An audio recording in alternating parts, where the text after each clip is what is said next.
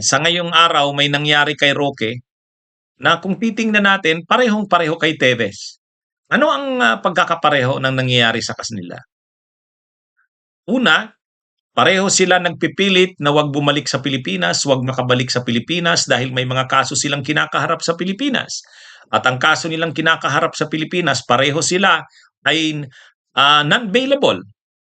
Pag naibalik sila sa Pilipinas ay mapapanagot sila ng karumal-dumal na mga krimen na ginawa nila na hindi sila makakapagpiyansa. Totoo, marami silang pera. Totoo, mayaman sila. Si Tevez, napakayaman. Si Roque, napakaraming perang nakuha sa matagal niyang panahon ni Duterte.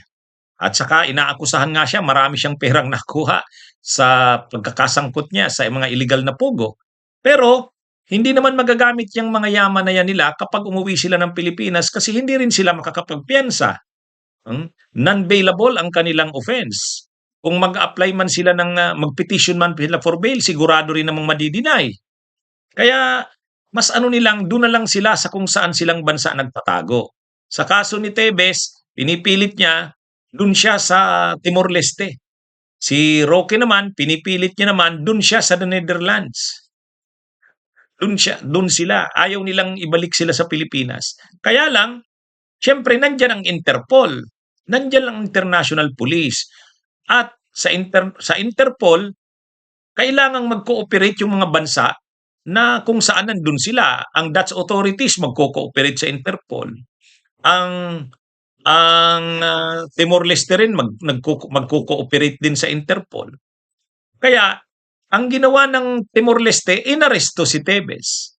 Ang ginawa rin ng Dutch authorities, pinapaalam sa kanya na hindi na siya pwede sa the Netherlands.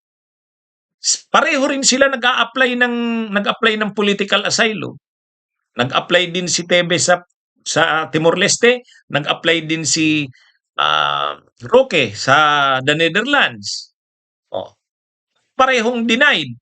Si Tevez denied ang political asylum application niya. Si Roque din, denied din. Sa katunayan, pinapaalis na si Roque sa the Netherlands. Yun ang nangyari ngayong araw. Pinapaalis na siya doon. Hindi approve ang kanyang political asylum application. Sa katunayan, nag-impake na si Roque ng bag niya. Sinarado niya na yung apartment niya. Kasi hindi na nga siya pwede sa the Netherlands. Denied yung application niya ng political asylum. Ganun din doon sa Timor-Leste. Kaya lang, ang pagkakaiba sa Timor-Leste, hindi siya kaagad sinusurrender ng Timor-Leste kasi may mga connections din doon si Tevez. Ang ginagawa, dahil hindi siya sinusurrender, linalakad ng Pilipinas na ma-extradite na lang siya, extradition. Ang problema sa extradition, mahabang proseso. Kaya medyo natagalan si Tevez. Kumbaga nakapanatilik pa siya sa the Netherlands dahil linalakad yung extradition. Pero ang malinaw diyan, hinihintay sa bandang huli, maibabalik din siya sa Pilipinas, kaya lang nadidelay ni Tevez gamit ang kanyang mga connections. Si Roque naman, ang ginawa ni Roque, para hindi siya ibalik sa Pilipinas, sinunod niya ang sinabi ng Dutch authorities na doon ka mag-apply ng political asylum mo sa bansang unang pinasukan mo at doon ka nag-apply ng visa mo. So dahil nag-apply siya ng visa ay sa Austria, sa Austria siya pinapapunta. Wala siyang magagawa, sinisipa na siya sa Netherlands. Kaya lang, nung sasakay na siya sa eroplano, may pinakita siyang medical certificate na nagsicertify na hindi siya fit to fly, hindi siya pwedeng bumiyahe sa eroplano. Siyempre, ayaw din malagay sa alanganin ng airport authorities, may medical certification, in-honor yon. Pero pansamantala lang yon. Pansamantala lang yon. So ngayon, nandun pa siya sa the Netherlands. Uli. Pero ang malinaw dyan, pinapaalis na siya doon. Kumbaga na-delay lang. Na-delay lang. Pero pasikip ng pasikip ang mundo niya. Darating ang araw, mababalik siya sa Pilipinas. Ganyan din si Tevez. Pansamantala, na-delay yung kanyang mga pagdala sa Pilipinas. Pero sa bandang huli, naibalik din siya sa Pilipinas. Kasi, siyempre, hindi naman siya pwedeng manatili sa dayuhang bansa. Kasi yung mga bansa na yon, may relasyon yan sa Pilipinas, mayroon tayong diplomatic relations diyan. Kailangan din nilang kilalanin yung kapangyarihan ng Pilipinas, yung sovereignty ng Pilipinas sa mga taong may mga kaso sa ating bansa, lalo na't citizen ng Pilipinas ang mga nasasangkot. Kaya kahit nga yung Timor-Leste, malakas ang koneksyon, ginagagamit ni Tebes no ng pera niya, hindi rin umubra sa bandang huli. Lalo pat ang Timor-Leste ay mag-a-apply sa nagkataon na mag-a-apply yung Timor-Leste at kailangan yung kanilang kailangan ang suporta ng Pilipinas. Eh siyempre, mamumroblema ang Timor-Leste kapag kinontra ng Pilipinas ang kanilang application bilang member ng ASEAN. Kaya sa bandang huli, pumayag na ang Timor-Leste na ibalik na sa Pilipinas si Tebes. So ngayon, nakakulong na si Tebes sa kulungan sa sa Pilipinas at pinapanagot na siya sa kanyang kaso. Ganon din yan si Roque. Na-delay lang yung kanyang pag-deport na sa Pilipinas, gumagawa pa ng mga bang si Roque tulad ng dahil denied siya sa the Netherlands at sinabihan siya kung gusto mong mag-apply ng asylum, dun ka sa bansang in-applyan mo ng visa mo at Austria yon. So magbabaka sakali si Roque, kaya siya babiyahe sana ng papunta ng Vienna, Austria kasi magbabaka sakali siya na dun siya mabigyan ng political asylum. Pero hindi rin eh.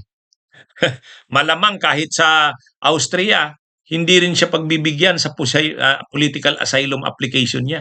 Kasi hindi naman talaga siya pinipersecute politically. Katulad din ni Tebes. Ang argumento kasi ni Tebes, ang argumento rin ni Roque, pareho rin, inaapi raw sila sa Pilipinas. Pinag-iinitan sila ng gobyerno ng Pilipinas, political persecution. Kaya ang turing nila sa sarili nila, political refugees na maghahanap ng mga political asylum seeker sila. Hihingi sila ng pagkanlong ng mga bansa. Halimbawa si Tebes sa Timor-Leste, si Roque naman sa Europa dahil pinipersecute sila. Pero hindi naman sila pinipersecute eh.